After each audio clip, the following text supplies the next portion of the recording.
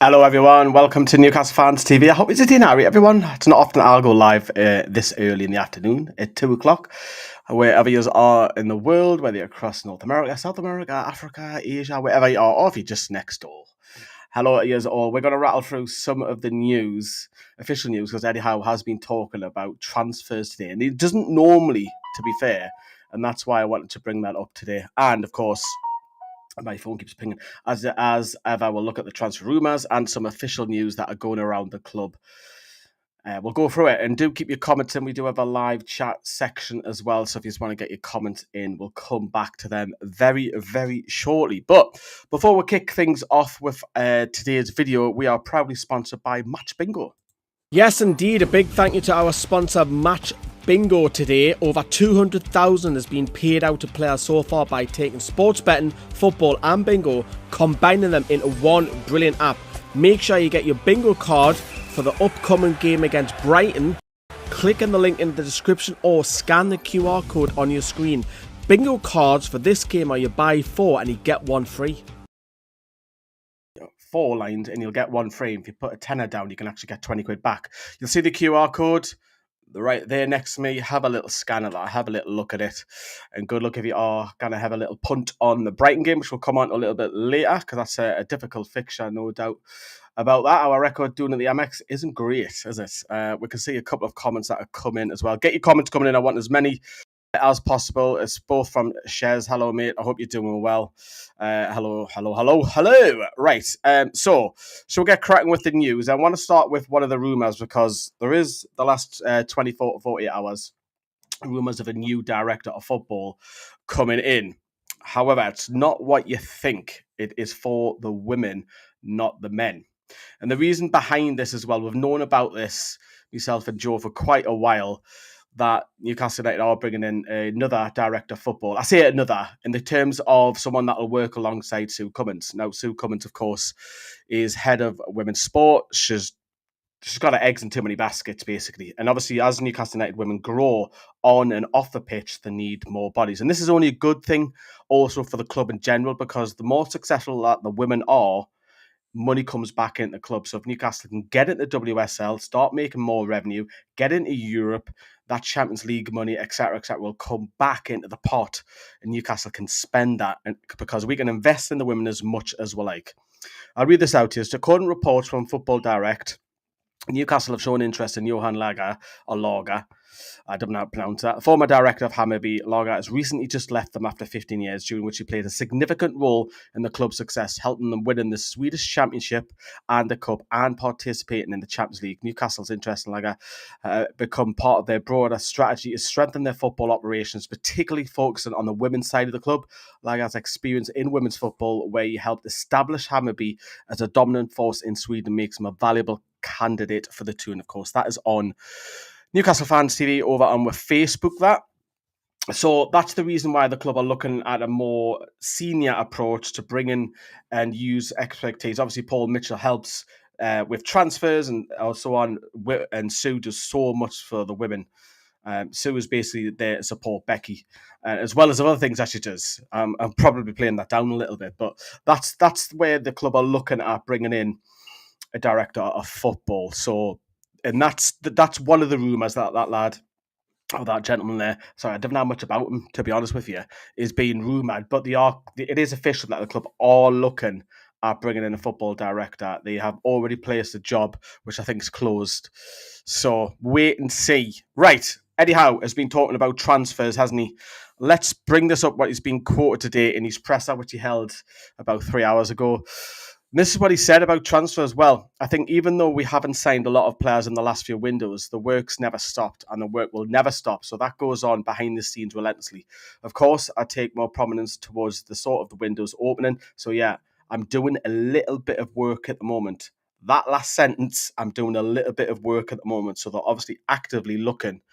Who can they bring in? And they'll obviously look at the finances and stuff. But Newcastle realistically should have a lot more money to spend, because we haven't spent anything in the last 2 or 3 windows. Yes, Lewis Hall was made permanent, but that deal was already done the year before. So in terms of that, how much is there to be spent? I'd be very surprised, minimum 100 million, and I said quid there, at least 100 million, at least Newcastle will have to spend. They've got to go and spend. They've got to go and strengthen the side. We're lacking in depth in certain positions like striker, right wing, possibly even a centre-back. I know one or two of the lads have already signed a one-year contract extension, but maybe someone young who can step in, even possibly a goalkeeper has been, touted. So, but it's interesting because the transfer window opened June the 1st. This is not a confusers. It opens for 10 days and then it closes. It's mad, that, isn't it? And that's because UEFA/FIFA and all the governing bodies, because of the FIFA Club World Cup, they want to allow that window to open in case anybody wants to strengthen before that cup competition happens. Now, obviously, FIFA are ploughing a lot of money. There's massive rewards for winning it. There's a lot of massive financial gain. So obviously, we've got the likes of Man City, Chelsea in there, but it gives them an opportunity to strengthen. But that also is being aligned to all the rest of the clubs that you can as well, the likes of the Premier League and so on and so on. But then it'll close and then it'll reopen later, which is mental. Reopen later in the summer. Crazy. Absolute mental. Absolute crackers on that. Let's have a look at what you're saying in the live chat. Wolfstone, hello. Stapleton, hello. Matt, hello. Hope you're doing all is good. If Wolfstones feel sorry for Joelinton, we will come to that. Matt has gone on and says, pleased with the director of football coming in for the women's team, because I think that's going to really help with scouting and might even find some gems in the European leagues as well as domestic deals. And add to the 70 million deficit we'll lose for the last 3-year rolling cycle, is Wallace is saying there. I agree, because obviously the 73 million drops off the 3-year cycle, so we've got that on top. And not being sad about Jonathan David, I don't think he signed a new deal with Lille, so he'll be on a free. Thought would be a lot of rumour surrounding him, but not seen a lot recently. Oh, that'll come, Matt. You know, fine, well, it will. And Connor's gone on to say, do you think it'll be Miley or Willock in for Big Joe? Well, that's one of the slides I'm going to come on to very shortly. And Geordie Tune for Life afternoon, I hope you're well. Yes, Geordie Tune for Life, thank you very much for your very long comment yesterday on the announcement video that I'm going full-time come July. So I appreciate all of your feedback. It was absolutely lovely to see all the support. I really mean that.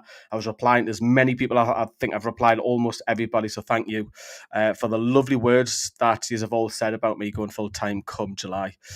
But yeah, cracking on then. Joelinton injury. Let's talk about it. So here it is. So Eddie Howe has confirmed Joelinton is likely to miss the next 4 games, and he's been quoted as saying today in his presser, with Joe, you never rule him out. He's so motivated and try to come back. We sought a specialist opinion, and the opinion that was nothing serious, but he needed a period of rest, so he's now in Brazil. We'll wait and see if we can get him back before the end of the season, but the likelihood is probably not. So I've seen a couple of people on social media have a little dig. Why is he in Brazil? Well, he's given rest, so it's like any day of work. If you're given time off, I don't know, say if you broke your leg or something like that, you're going to have time of rest. I mean, you're not going to get a broke leg, but you see where I'm going with. You're going to have time off. So obviously he's going to go back to his home country. Got no problems with that. But obviously if he just needs rest, needs to heal.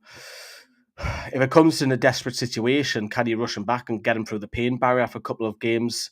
And yes, you've got the summer off, so it's risky, and the player's health, of course it is, but Newcastle don't get result in the next couple of games, you might need him back to get back in that starting 11, to be honest with you. And so we've got to wait on that as well. And then who replaces him? I want to touch upon that.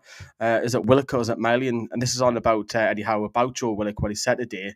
We still have a lot of faith in Joe, and I think he's like for replacement, really. He does a lot of his best work on the left side of the pitch, as Joelinton does. For me, he's got a goal-scoring instincts. He's a very attack-minded player, very quick and athletic, a really good ball carrier. Let's not forget about Joe's had some important contribution this season, most notably in the Carabao Cup, where he scored some big goals for us. But also bear in mind, goes back to the Arsenal game at the Emirates, where I thought he was excellent that day. So no doubting his quality. Yes, he probably needs to feel that a run of games to be his very best, and hopefully he can show that. That, for me, indicates that Joe Willock's starting. Do you reckon? I think he starts what he said there. I know he started last week. And don't get me wrong, I think Miley was actually pretty decent when he came on.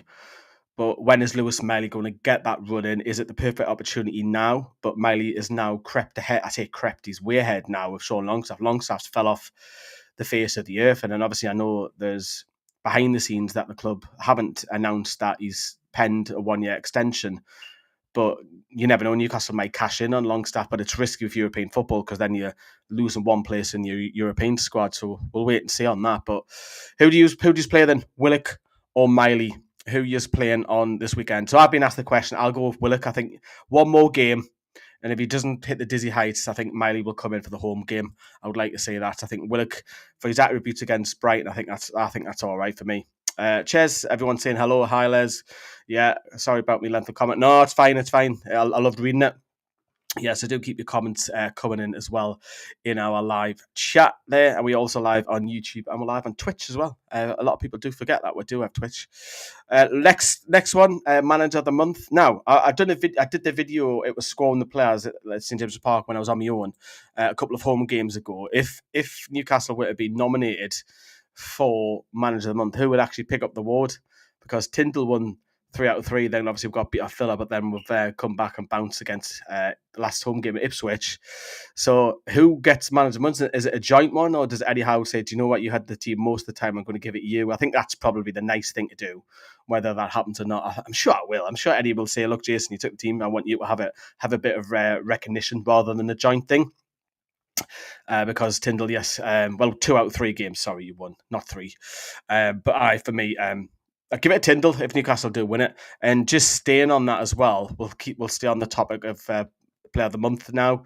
Harvey Barnes, a fantastic run in the side, and Jacob Murphy have both been listed for Player of the Month, alongside Aït-Nouri from Wolves, McAllister from Liverpool, Sessegnon from Fulham, Rogers from Villa, and Larson from Wolves. Obviously, if I was being biased, I would probably go for Murphy.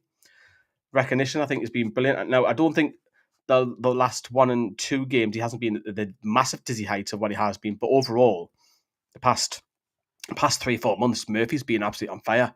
I think he would be fantastic to get the recognition. I think he's probably on par with Barnes, of course, throughout their Player of the Month for April. But it's a toss of a coin between the two Newcastle wingers. But on a personal note, for him, Jacob Murphy, I think he will be absolutely buzzing with that, and I think you'll get some daft smiles from him, put it that way.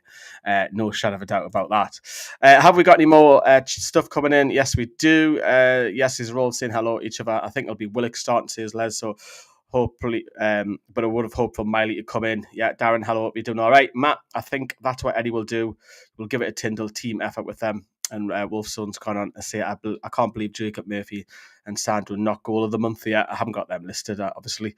How was Tonali and Murphy goals not included in goal of the month? Yeah, mad, isn't it? Yeah, absolutely crackers. Mental. But hey ho. To be honest, I didn't think we'll have that many players nominated for Player of the Month, to be honest. Right, let's get on what happened on Thursday night this weekend, and then after that we'll have a look at some of the transfer rumours. I'm not going to go through every single transfer rumour because I'll be here all night, but I will cover some of the main ones, but we'll come to that in a second. So how do you see the run-in? So a massive result for Newcastle last night, where Forest got beat at home against Brentford. I didn't expect that, to be honest, but that's done Newcastle a massive favour, because if Forest got anything, they would have either gone ahead of her or crept a point behind her if they got a point. But they've been beaten, which is great, and that's the state of play with 4 games left. Man City play Wolves the night, but that's not that you would think a couple of months ago that would be an easy game for Man City, but Wolves are absolutely flying at the minute. So hopefully Wolves can stop Man City from winning there. That'll do us a favour. Villa will play in the early Saturday afternoon against Fulham, which is a tricky fixture. So Villa versus Fulham, I think Villa need to basically win all their 4 games, I think, for me. And Newcastle, of course, play Brighton on the earlier one, 2 o'clock on Sunday. And then later on in the afternoon, Chelsea will play at home at Liverpool. Obviously, Liverpool have just won the league, so hopefully they don't have hope Slot goes full strength. And because I think Liverpool could do a job there at Stamford Bridge. And then on Monday night, Crystal Palace. You never know what you get at Palace. Sometimes they're fantastic, sometimes they're awful. But obviously they're in the cup final as well, and they're playing Forest, of course, who could have met them in the cup final against Man City, but no, unfortunately not. But yeah, Palace. So there's the fixtures this weekend. So by the time Newcastle kick off, they should know half the teams around. Well, they will know half the teams, more or less, because Man City and Villa would have already played by the time we kick off. And then, obviously, we'll keep an eye on the Chelsea game later on that afternoon on Sunday as I'm travelling home. And Palace versus Forest on the Monday night. It's for me, for the last 4 games, I think Newcastle need at least 7. and that's at least. I think we can. I don't want to say afford a defeat because you never want to afford a defeat, but a defeat isn't the worst result as long as it's not against Chelsea, because then Chelsea march on. So if we got beat away at Arsenal, it's not the end of the world as long as we pick up points anywhere else. So that's the run-in for the Champions League. Let's have a look at what you're saying. We have to win every game, says Jay. I agree. I would like to win us every game, but I don't think you need to win all 4 games to qualify because you've got top 5. Wolfstone thinks I still hope we can finish in top 4. Top 5, get to there. Remember that you may have 6 teams in Champions League if Spurs and Man United, which they should do, both reach the final. Afternoon, Lee, I saw your video yesterday morning. Nervous but exciting time for you. Good luck. Looking forward to seeing how you grow the channel as you're going full time on the channel. Yeah, I'm not going full time yet, Frankie, but it is in a couple of months in July. So basically, when the trip to Asia comes, which I'm going out there, that's when I'll become full time. But thank you, I do appreciate that. Shez says, Frankie, well said. Matt's gone to say, because of our record against Brighton, a point then would be a decent result, although we can't beat them. 7 points from 12 could be enough for top 5. I agree. I think it will be. I think a draw this weekend, as long as we win our home games and have us down to lose against Arsenal, says Darren.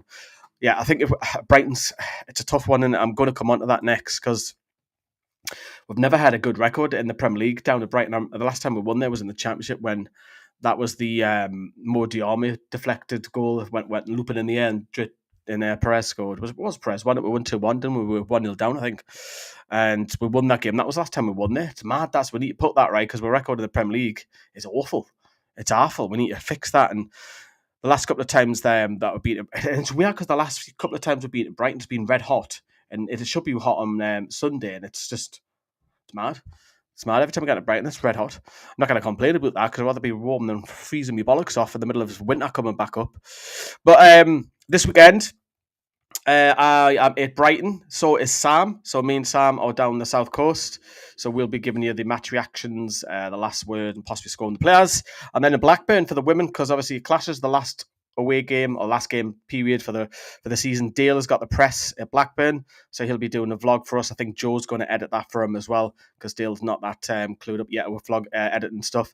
So there we are. That keeps up our record of being at every single home and away men and women games this season, as well as last season and the season before. So not bad for a channel that's part-time, that we're at 3 seasons running every single game this season. So that's where we are this weekend. So yeah, a busy weekend as per usual. So keep an eye on the videos dropping. I am driving back from Brighton. I'm just going to take my time though. I do have the dog with us as well, so you'll see the drive doing probably tomorrow because that's where I'm heading down, and I'm staying on the M25, so it's about an hour out from Brighton. So not too bad.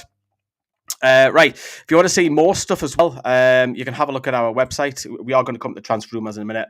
I've been putting out a ton of articles, and if you'd like to write for us as well, drop us a message. So there's a few articles that I've been putting out there, pre-seasons, Eddie Howe looking after himself, why the defeat against Villa could be a good thing. Obviously we bounce back. Tindle, a bit on Murphy as well, and the new signing, the young kid that we've signed as well. So have a look at newcastlefanstv.com for articles. I'm putting about 2 to 3 up every week now, so have a look at that. And what was the other thing I was going to mention? Now, because we're away this weekend, there's still events happening at St. James's Park this weekend, believe it or not. Magic Weekend is coming up tomorrow. If you're into your rugby league, St. James's Park will be packed both Saturday and Sunday. I don't know too much about rugby league, I'm not going to lie to you. But big shout out to Juliet, our presenter. She's got a gig. She's got a presenting gig for that weekend. So good luck to her, which is great. But yeah, keep an eye on that if you want to get yourselves to St. James's Park on the weekend. There you go. Magic Weekend is available. There's a ton of games in the Super League across Saturday and Sunday as well. Right. So there you go. Let's go back to the live chat and then we'll get into the transfer rumours as well. I don't think we're due a loss against Arsenal after beating them so many times this season, says John. Good point. Geordie, 2 for life. 7 points will rule out Villa and goal difference. 7 points means Forest have to win 3 out of their 4 games, which won't be easy at all. Long trip. Oh, you're telling me. How are the lads? Let's get a win. And Matt's gone on to say, I remember that game against Brighton with Diarmi. Had it on my phone at work, celebrated while booking a patient in. How did that go? Luckily, they were all right with me about it. And Ches has got to say, really glad you brought scoring the players back, Lee. Yes, I am doing them now. So there's a lot of stuff that you'll see on the channel that is going to be trialing. So what works well, what doesn't. that sort of stuff on the channel the next couple of weeks, couple of months. I've already started that as well. Scoring the players is one of them, and now having 2 match reactions instead of 1. But let's get on with a few rumours before we wrap up. So I've got a few. I want to start with this lad who's had a fantastic season at Bournemouth. We've talked about him before on the channel, and this is Dean Hyson, who born in Holland but decided to play for Spain recently. Just got his cap, and obviously Bournemouth, fair play to Areola, spotted a bargain. Got him, brought him from Italy, and the eye claim that Dean Hyson wouldn't want to join Newcastle. Because he's after a bigger club, apparently. So now if we get Champions League and we come in for him, and there's a rumour that it's about 50 million, that's a bargain. So would he really turn one down? I guess it might come down to wages, but if someone else was to come in, like a Barcelona or a Real Madrid, then I get it. But that's what the eye claim, that he's holding out for a bigger club. So not just to compete in the Champions League, to go on and win things as well. I would like to bring him to Newcastle, but if he doesn't want to come, then screw him. Absolutely screw him. Obviously, there is talks with Mark Gahey, of course, as well, isn't there? So we'll wait and see on that. Of course, there will be a lot of rumours going around, and I'm not going to, as I say on the channel, I'm not going to do a transfer rumour all the time because it's just crap. It's poor content. I don't like doing it too much. I do want to bring up this one. Did you see this? Jason Tindle. Now, Tindle's been linked to the QPR rule. Now, if you don't know what's going on with QPR, they've put their manager on garden leave. Yes, we've heard them words before, haven't we? Because he's alleged that he was in talks with, who was it, West Brom. So QPR are looking at alternatives should they replace him. And Tindle is being linked to that job. Obviously, Tindle has had a go at management. I think he had a go at Bournemouth, if I'm not mistaken. I might be wrong. I'm sure he had a little spell, Tindle, somewhere. But I don't think he would leave Newcastle for a job like QPR. I think with the project that we're on, and he's not like a number 2, if that makes, he's like a 1.5, if that makes sense. What I'm trying to mean is you see him on the touchline, he doesn't act as a number 2, does he? So he acts like a number 1, which I don't mind. I don't think there's anything wrong in that. Obviously, we know that Howe's obviously the boss, of course, but I can't see that happening. And I think Tindle's happy where he is. I think Eddie Howe's happy. I think Simon Weatherstone, the rest of them, I think they're all fine. And if we get back at the Champions League, I can't really see Tindle stepping away to become a manager of QPR. I think it's a poisonous challenge. I don't think it's one of those clubs that are very stable, to be honest with you. So I can't really see that happening. If Tindle was to be linked to a higher end championship side that has a bit of stability, possibly I can say, but not at the minute. I really can't. I can't say that. So there we go. We're going to bring on 3 more transfer rumours, which are all just put into one graphic, which is what Craig Hope has been saying. We'll comment on that in a second. Let's have a look at what you are saying as well. Good luck going on full time with your channel, Lee. Just seeing your other video, I'm in the same boat with redundancies. Awful situation to be in at this time. Yeah, I would agree. Les got it. I'm sure that Tindle recently said he was happy in his role, wasn't interested in a manager's position. Tindle is more suited as a number 2. Yeah, totally agree on that. Totally agree. But yeah, thank you for all that. But obviously with redundancies comes opportunities, and I've been there a long time. So I should be due a good payoff. So that'll be the nice compensation, I guess. Right, Craig Hope. Let's bring up what Craig has been saying. I'm just putting 3 into one graphics here. One of them I do disagree with, and that's the top one. He believes that Eddie Hope. Craig Hope believes that Newcastle wouldn't pay over 60 million for Brian Mbeumo. I disagree. I think Newcastle would pay that. I think he's proven the last 18 months he's playing in a less superior team. He's goal numbers, take penalties, take free kicks. He's got power. He's got pace. He can track back. And if he didn't declare himself for Cameroon, I think it would actually be a French international by now. But obviously declared for Cameroon a few years back. I think Newcastle would pay it. If they knew that he come available, I disagree with Craig. I think Newcastle would pay that Mbeumo fee. I think that's a bargain. Considering what players go for now, I think Newcastle would. Hope says that Cunha would be offered much more salary at Man United. Obviously, there is that rumoured transfer release clause of 62.5 million. Obviously, he signed his new contract at Wolves a few months back, but obviously it does have that clause, so it doesn't really mean anything, really, does it? This means that Wolves will be guaranteed at least some money, and obviously that's quite a low fee for a player who's a bit temperamental, doesn't do much pressing, but he is absolutely quality on the ball. But Hope says that Man United will offer him so much more money in terms of wages than what we can offer. If that is the case, if the player is more greedy about money, let him go. I want players that are at my club who are ambitious, not someone who sees dollar signs. No, not for me. Go, don't get me wrong, I'm not against Cunha saying I'd love to take him in Newcastle, but if it come down to I'm picking this club because they offer me 20 grand more, I'd say go on then, get lost.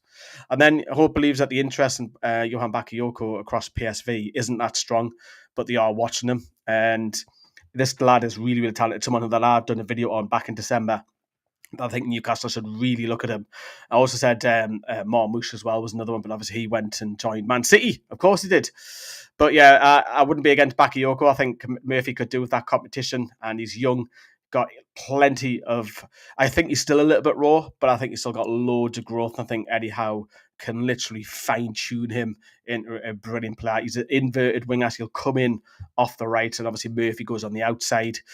So... isn't that strong? I'm not sure about. I'm on the fence with that one, but I definitely disagree with the Brian and Mbeumo one 100% because I think that position needs to be strengthened over the summer. I think a right wing, depending on if Callum Wilson gets another year. Eddie Howe was talking about that today. He's not against that because there's only Ruddy, Gillespie, and Wilson now free agents in the summer.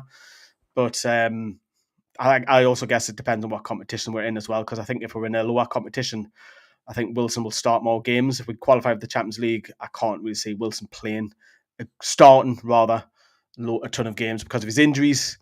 And obviously he's talked about Will Osula as well, his development today as well. Sven Botman, I just want to touch upon that. Will he start this weekend? I doubt it, even though he got a few minutes last time out. But let's wrap up what you're saying in the live chat. If you can drop us a massive like on this video, that would be wonderful. That'd be absolutely wonderful. Lee, you could say sky's the limit. No, I see what you've done there. We'll someone to go and say, sorry, change the subject. Are you probably going to bring back the fan reaction as I really use that? Yeah, I'm going to be bringing the fan show back where anyone can come on using the link. Yeah, so that's going to be coming back through. It's when I have more time. When, like I say, there'll be a lot of changes on the channel happening for the better. Makes you wonder if we target a cheaper option like Liam Delap. Yeah, I'm not against that either, Darren. I think that'll be a good second choice. He's heavily linked all over the place. I'm not impressed at all with Mbeumo. Overrated? Do you really think Brian Mbeumo's overrated? Oh, I have to disagree with you on that. I have to massively disagree on you on that mind. ADB, yeah. Don't get me wrong, I think Murphy is good, but I think he needs competition. And I think Brian Mbeumo, I mean, that's not bad competition. Matt's gone on to say, yeah, could get offered more wages at Man United. He's on about Cunha here, but the project better with us. Can't believe them as Spurs are going to be the Champions League next season. It's crazy when they've been so bad in the league. I think if Man United win that final, I think Postecoglou gets sacked. Because basically both of them are almost in the final, aren't they? I think if Spurs lose that final, I think Ange gets sacked. Newcastle fan Lewis, I'm dreading next Sunday, 12 p.m. kickoff on a Sunday against Chelsea. That is a stupid thanks to the Premier League and TV. It's not down to the Premier League and TV. It's because Chelsea are playing on Thursday. That's why. So it's got nothing to do with the Premier League or the TV. They have to give clubs at least 72 hours. Well, it's meant to be 72 hours, 3 days notice. So it's not to do with that. It's just because Chelsea are in Europe playing on the Thursday. So naturally they have to play on the Sunday. But the 12 p.m. kickoff's a mental one. Yes, overrated. I disagree. I don't think Brian Mbeumo's overrated at all. Could Murphy do that in a Brentford shirt? I don't think so. So there you go.